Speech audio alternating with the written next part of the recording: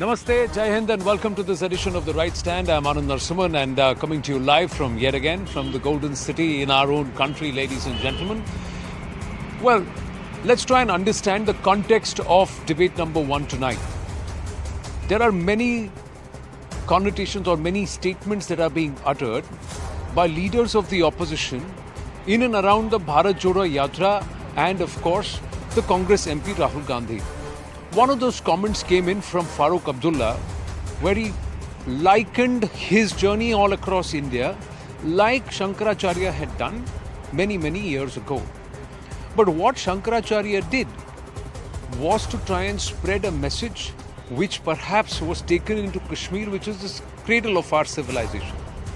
Has Mr. Farooq Abdullah really walked the talk with respect to Shankaracharya itself? Has he really considered calling the Shankaracharya temple on the hill as Shankaracharya and not Takht-e Sulaimani as it was propagated? What will he answer to those bhakts of Shankaracharya and Shiva who were forced to leave their homes and flee on the 19th of January 1990? Ironic that just a day after 33 years of that Kashmiri Hindu exodus, Farooq Abdullah suddenly remembers Shankaracharya, and that too to liken him to Rahul Gandhi. Well, India is a free country, anybody can liken anybody to anybody, but there is a layer within a layer and perhaps a very planned, well thought out attempt to try and align Rahul Gandhi and the Congress party along with Hindutva just around the polls. And there is a story to that too, because senior leaders of the Congress party are on record and have said this in the past, not just once but multiple times, that we need the majority on our side if we need to win polls. So from Chunavi Hindu to Chunavi Hindutva, has this game now been caught? And that too, just weeks after A.K. Antony repeated what he had submitted in his report after the debacle in 2014 Lok Sabha elections.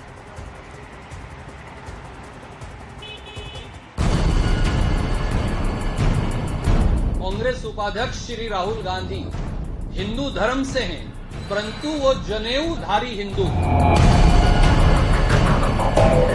भगवान राम की खड़ाव बहुत दूर तक जाती है, तो कभी कभी खड़ाव लेकर भी चलना पड़ता है। तो खड़ाव लेकर हम उत्तर प्रदेश में चले हैं।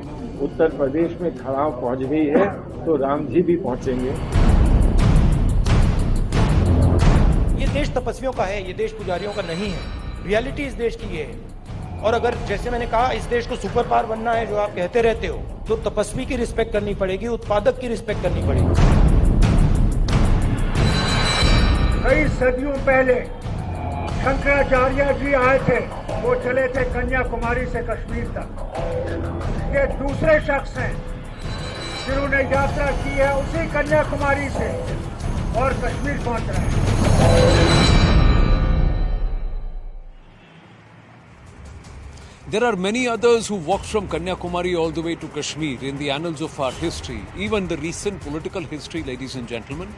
But there is a reason, or is there a reason why Mr. Farooq Abdullah chooses to liken this with the walk of Shankaracharya? That's the big question, ladies and gentlemen. And here is where we bring in the context. This is what A.K. Antony had to say not so long ago, December 2022, where he says we need to keep the majority in our flock, we need Hindus to fight against Modi. July 2019, Congress lost due to perceived minority appeasement, secularism versus communalism, poll tactic backfired. July 2014, party's proximity to minorities creates doubt, people not clear about party's equal justice policy. June 2014, people lost faith in party's secular credentials, perception that party bats for minorities more. This is what he has said repeatedly. A.K. Antony, a senior leader, former defense minister of our country, in his regular assessment has said that. And is there a concerted effort to try and play that line, along with the effort to drive a wedge between Hindu and Hindutva, BJP's Hindus and Hindus who are secular, etc., etc. So divide these lines and create further fault lines. In the garb of this Bharat Jodo, are more fault lines being created in Hindustan? Is another question that comes to mind. We'll debate all of that, but first listen into what Mr. A.K. Antony had to say. പുരുഷ സമുദായം ഹിന്ദുക്കളാണ് ന്യൂനപക്ഷത്തോടൊപ്പം ഹിന്ദുക്കളുടെ പുരുഷത്തെ കൂടി മോദി കല്യാണ സമരത്തിൽ കൂടെത്താൻ സാധിക്കും. അമ്പലത്തിൽ പോയാൽ നെറ്റിയിൽ തിലകം ചാർത്തിയാൽ ചന്ദന കുളിച്ചാൽ ഓളം തന്നെ അവർ മധു ഹിന്ദുത്വ സ്വീകരിക്കുന്ന ഒരു സമീപനം, ആ സമീപനം മോഡിയുടെ ഭരണം വീണ്ടും വരാൻ മാത്രമേ സഹായിക്കൂ. So is this entire Chunavi Hindutva charge valid? Is this entire charge that you're actually further trying to divide Hindu society and Hindutva itself and separate, trying to draw further wedges in Hindustan and the overall narrative under the garb of Bharat Jodo itself? Let's take this debate forward and open it up. Our guests this evening, Vivek Bansal, senior leader of the Congress party, Amit Raina, spokesperson, Roots in Kashmir and Kashmiri activist, and Sanju Verma, national spokesperson of the BJP. Sanju Verma, let's start with you.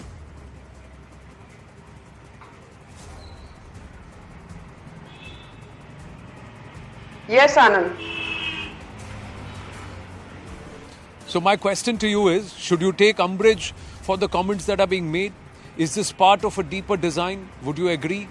Is this being done with an eye on a vote bank rather than with a larger intent or a genuine intent? A tapasvi is different from a yogi. Bharat leke ja rahe hain, Ram jaldi aayenge. References by Salman Khurshid, Janeu-dhari Hindu. Even though the boy who was walking with him was wearing the Janeu the other way around, as if you're going to a funeral pyre, got it wrong. You never wear the Janeu outside. But all that aside, now Shankaracharya walked in the past and Rahul Gandhi is walking today, Kanyakumari to Kashmir. You know, Anand, I find it so hilarious. And, this is nothing short of being tragic that somebody like Farooq Abdullah, who is a known bigot, has the audacity to compare Rahul Gandhi with Adi Shankaracharya. And what is the commonality? The commonality is that, centuries back, Adi Shankaracharya ne Kanyakumari se Kashmir aaye the wo, and since Rahul Gandhi started his yatra in Kanyakumari and is, most likely going to end it in Kashmir, let us equate Rahul Gandhi to one of the greatest 8th century Sanatan philosophy scholars. What I find more worrisome is the fact that now this has become a trend. If you notice, Anand, Salman Khurshid in November 2021, released a book called Sunrise over Ayodhya. And there is a chapter in his book called Saffron Sky. And in that chapter called the Saffron Sky, Salman Khurshid has the audacity to say that Hindu Dharma, Sanatan Dharma, is equal to what is espoused by the likes of Boko Haram and ISIS. I mean, how dare you compare two organizations which have been named and listed by the United Nations as being amongst the top 2 terror organizations in the world to Sanatan Dharma, which is one of the most accommodative religions and is, not Abrahamic, does not believe in just the oneness of one God. We have more than 33 crore gods and goddesses. So we don't, as Hindus, need to learn diversity from the likes of a Farooq Abdullah, who is still a genocide denier. I remember, हमको Hinduism और सनातन धर्म पे भाषण कौन दे रहा है, Anand ji? The man who last year walked away in a huff from a live interview to a television channel simply because he was asked to acknowledge the horrific Hindu Kashmiri genocide of 1990 and forget about being apologetic. He walked out of the interview. Hello? See, Sanju ji, the other aspect is this person was the chief minister of the state at that time. When the state was in strife, he went off on a holiday and they all eventually tried to blame it on the governor. There are so many questions that can be asked of Mr. Farooq Abdullah, but the fact is it's quite rich coming from him that it's a stone's throw away from him. The climb or the ascent, the drive up to Shankaracharya Hill, how many times has he even bothered to go there? Or even acknowledge that it is Shankaracharya Hill in Srinagar overlooking the Dal. Amit Raina, so when they make these references, should we see through it right away? Is there a pattern that is being built And should we not read through it or call it out? The irony of situation yesterday was that it was 19 January, the day which Kashmiri Pandits saw Exodus in 1990. And on 19 January, on the date which commemorates the Exodus of Kashmiri Pandits, you had the so-called Janyodhari Brahman, a person who claims his ancestors from Kashmir, the Kashmiri Pandit community, going and hugging a man who was responsible for the genocide of his community, who was responsible for the ethnic cleansing of his community. So it tells you that for politics, anything can be done, and they are willing to go and be partners with anyone, even if their hands are soiled in blood, they are soaked in blood. That's what Rahul Gandhi did yesterday. Farooq Abdullah is the same person who went and changed names of 700 villages in Kashmir that was because they had Sanskrit name, and they were changed to Arabic only because they did not suit his political agenda. They still go and call Shankaracharya Takht Suleiman, and he's the same person who calls Anantnag as Islamabad. So it is so funny that you are comparing a man with Adi Shankaracharya, the shining spiritual light of this country.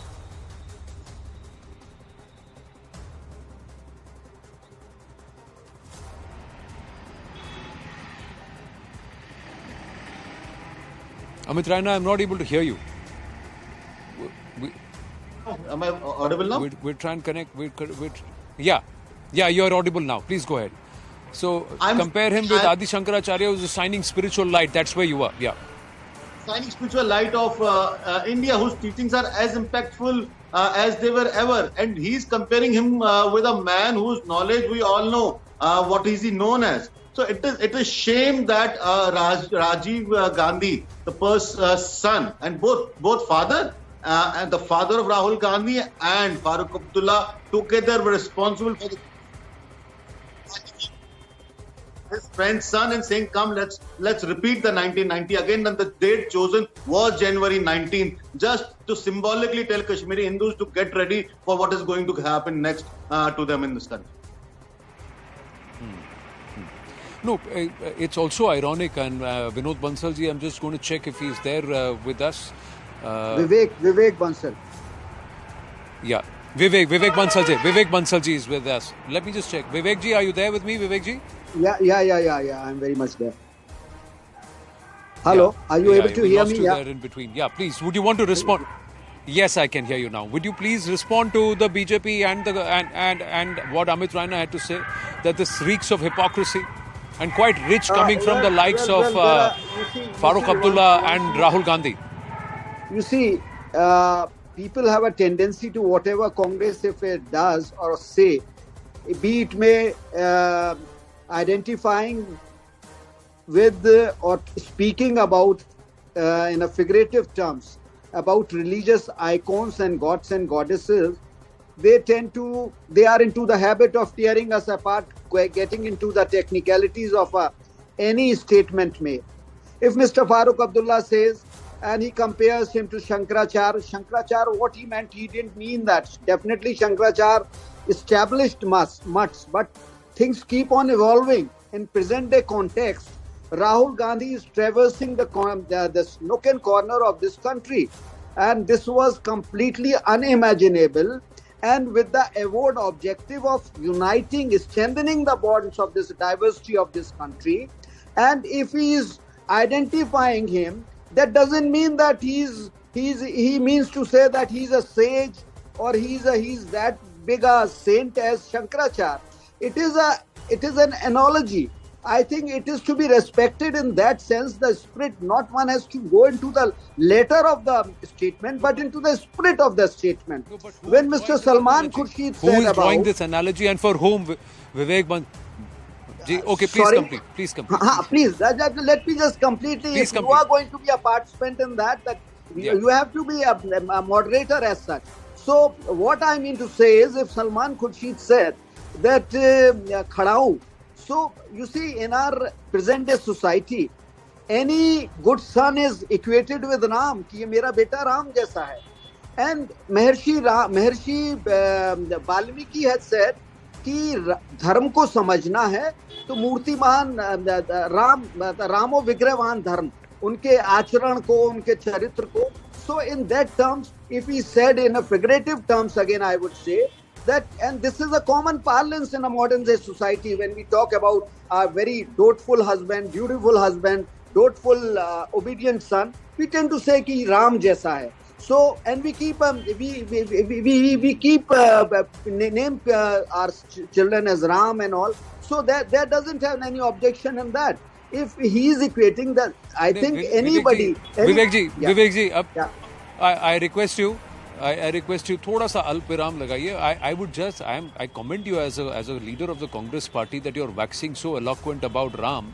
But Ram is also Maryada Purushottam. Ram is also the rule of law. Ram is also the fact that that governance for all, appeasement for none, that our constitution envisaged Hindustan as Ram Rajya, and that was opposed by none other than Mr. Rahul Gandhi's great-grandfather, who wanted us to ape the West. So let's try and not be very, very economical with the truth.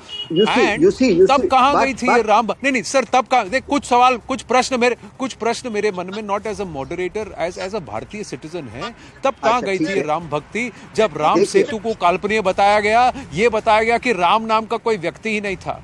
तब कहाँ गई थी ये राम भक्ति? When the cry for Ram Lala Virajman and his right for Ram Janmabhoomi was actually opposed by the Congress as part of its leaders, who in their profession as lawyers stood there and said, why do you need this, and postpone it after elections, and etc. etc. So many things come to mind as a citizen of this country. Where was this Ram Bhakti, sir? No, where was this Ram Bhakti, sir, when Hindus were being pushed out of Jammu and Kashmir?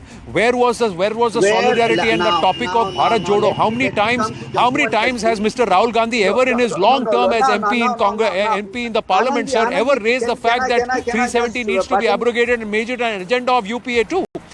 Sir, how many times has he turned around and said 1964 a resolution was passed by Parliament and the Congress leadership at that time that they should abrogate 370 and we should implement that when the UPA came to power? Sir, सवाल पूछने के लिए as a citizen मैं बहुत सारे प्रश्न पूछ सकता हूँ, पर आज आपने कहा है कि it's just an analogy, treat it thus. Treat it thus. But Sanju Verma ji wants to say, no, I'm going to leave these questions for you to answer after Sanju Verma ji makes her point, and then I'll come back to you. Sanju Verma ji. Thank you.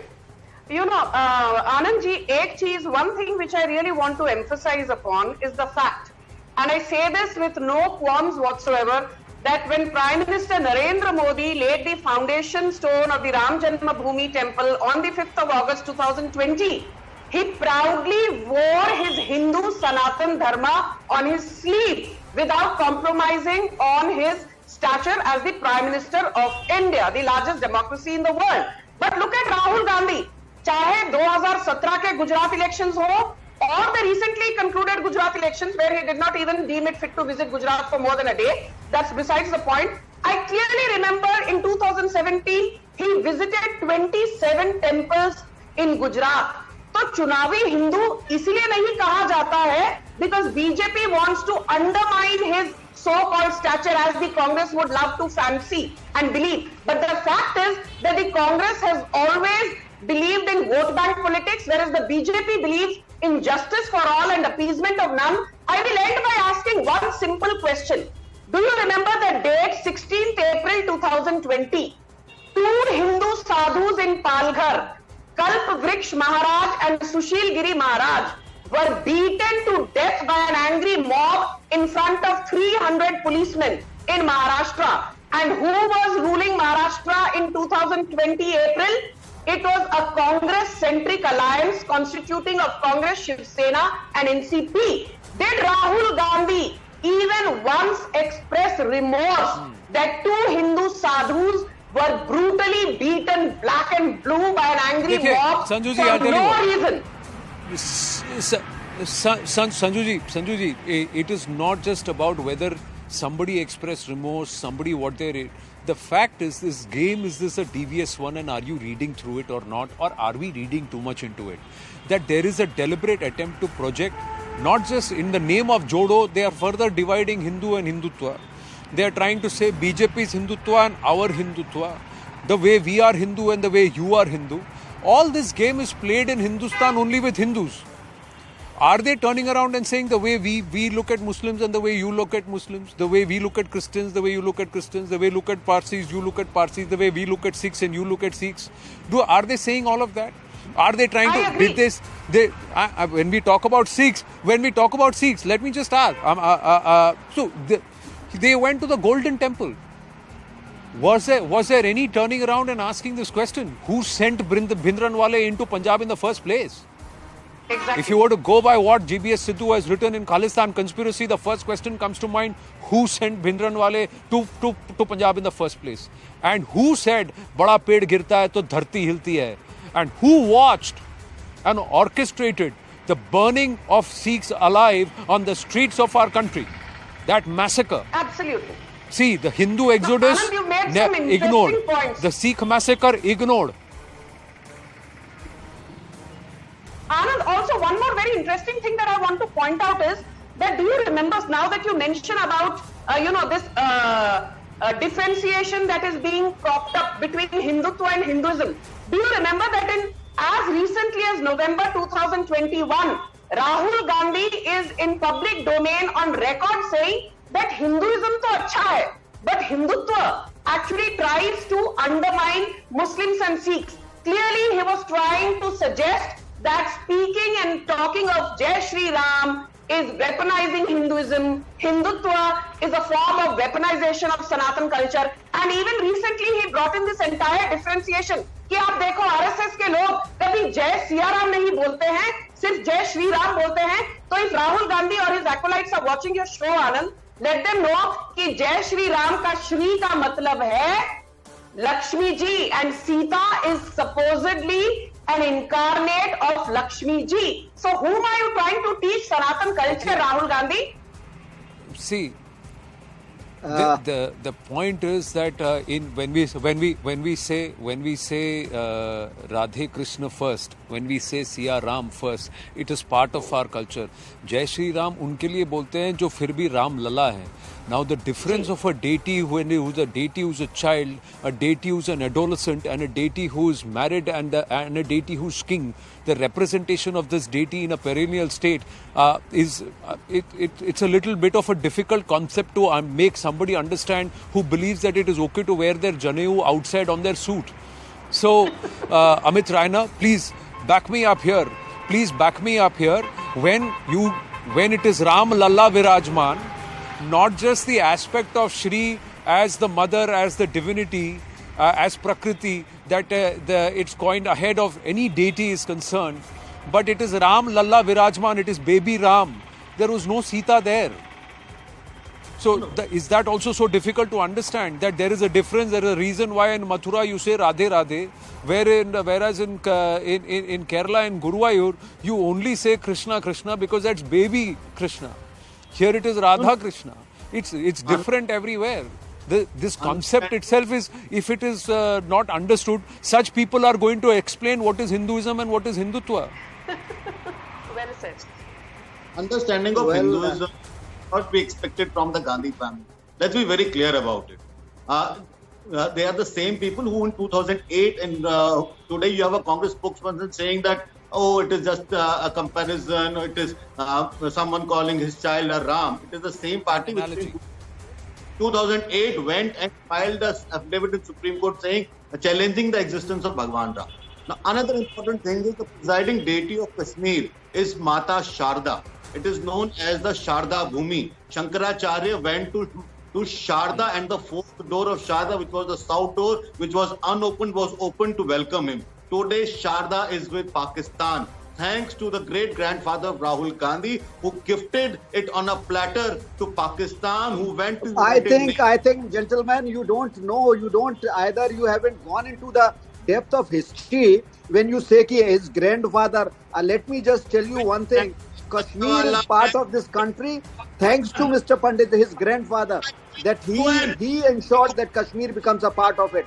And you have to turn the pages of history, and the contemporary writers who have to say, don't go by the agenda which has been set by a particular party.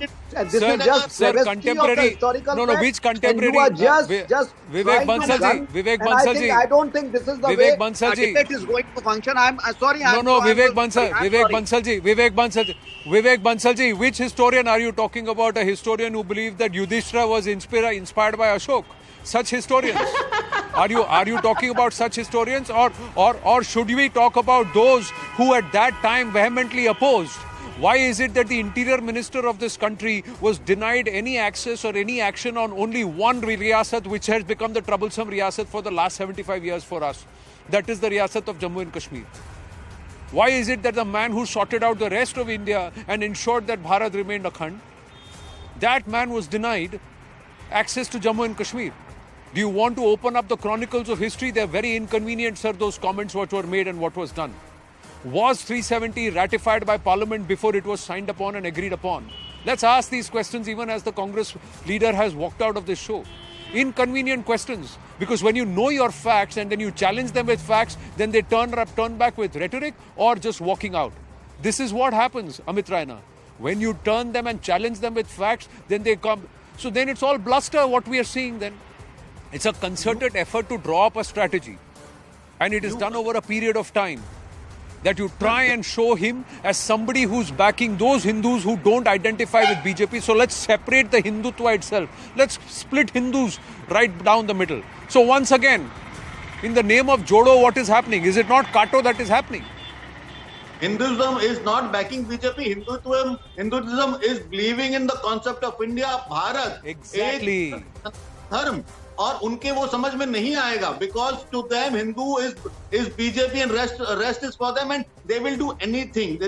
Why not chosen as constituency? Why wasn't there some a different constituency chosen? Why is he comfortable with certain communities and segments of this country? Why? Because his thought process, his actions are reflect of what is against the largest population, the religion in this country, the Sanatani. And this has happened in the last 70 years. When Kashmiri Pandits went to meet Rajiv Gandhi, Hindus are getting killed in Kashmir, he got up and said, sorry, I can't help you. Farooq Abdullah is my friend. This is a documented fact. So today, comparing him with Ram Lalla, comparing him with Shankaracharya is nothing. It's an insult to the Sanatan Dharma, the Hindus and those deities themselves. I don't think there could have been a bigger insult to the people we respect, we worship, and we bow down our head to. But the other aspect is, Amit Raina, quickly, just before I bring in a closing comment from Sanju Verma, should we also call out this entire strategy, carefully crafted strategy, that try and make references where you separate and say, this is what I am, this is not what I am, this is what it means, this is not what it means, and then confuse the whole thing once again purely for electoral design. This is not for Bharat, this is not for the people of Hindustan, this is not for our culture or Sanskriti, this is pure play politics. Yes, it is pure politics, and the more Rahul Gandhi speaks, the more he exposes himself. But yes, it is expose the strategy, the charade, the cover they are putting up to deceive the community which has supported them for many years. I think today, now when they stand exposed, they are trying every trick in the book to win back that constituency, which I don't think they will be able to. The other aspect is that when is this person and those people who very clearly, comfortably, Sanju Verma took off on a holiday when the state was in dire distress and its population was being forced to flee. And till date, there has been no accountability sought from such elements. They still are being allowed space in the political spectrum. They still have not been taken to court for the crimes that they have committed, tacitly, overtly, covertly. There is evidence of them conniving with those terrorists, those brutes who raped innocent Indian women. They have not been brought to book. They are still being given a place in the high table. Why? Anand, I then think they will draw such analogies. Anand, without trying to shove things under the carpet, I have this to say. I think the biggest slap on the face of the likes of Farooq Abdullah and Omar Abdullah or Mehbooba Mufti for that matter is the fact that, you know, the government is very clear. Modi government ki aap kuch bhi kar lo, you can go with a begging bowl to Pakistan, or as Farooq Abdullah had said once in 2018, China is the only country which can solve the Kashmir problem. Aap kahin par bhi jao katora lekar, Article 370 abrogation is here to stay. We are not going back and bringing back Article 370. There will also be elections in Kashmir. You know, already the recommendations of the Delimitation Commission were put into effect last May. The fact is that if you remember, jab 2021 May, you know, the DDC elections were held in Kashmir, Farooq Abdullah had formed an alliance, the Gupkar alliance of more than 6 parties, and they said कि 280 सीटों में से हम 250 सीटें लाएंगे. BJP emerged as the single largest party with 75 seats. 7 parties put together, including the likes of National Conference led by Farooq Abdullah, they could only manage 109 seats. So the fact is that the ordinary voter, the person who matters the most, be it in Jammu or in the valley, they have rejected the Gupkar alliance, and that, to my mind, is the beginning of the end of dynasties like the Muftis and the Abdullahs. It's a very convenient. No, it's not. It's not about dynasty. There has to be an accountability for political crime or political intent to try and ethnically cleanse an entire region. And somebody cannot be washed away, and cannot be some elements or some parts of it who are responsible cannot be let go saying the voter will punish them. There has to be accountability. They cannot get a place at the high table and say, okay, the voter will make you irrelevant. That's not the answer. Somewhere that rankles Sanju Verma, and I'm going to wind up on this aspect, ladies and gentlemen, that those who are shaking hands and walking paths with those who want to once again de-link Jammu and Kashmir from all of Bharat, who are actually advocating for an Ek Desh, Ek Vidhan, Do Samvidhan to be brought back, can they actually believe in Bharat Jodo? And those who are shaking hands with them, is their intent really Bharat Jodo? Think about it. We're going to take a very short break. When we come back, Union Minister Rajiv Chandrasekhar calls out the big pharma, this entire lobby and those who backed it, even as one of the pharma giants stands exposed at Davos when asked the tough questions on their vaccine bullying. Stay with us.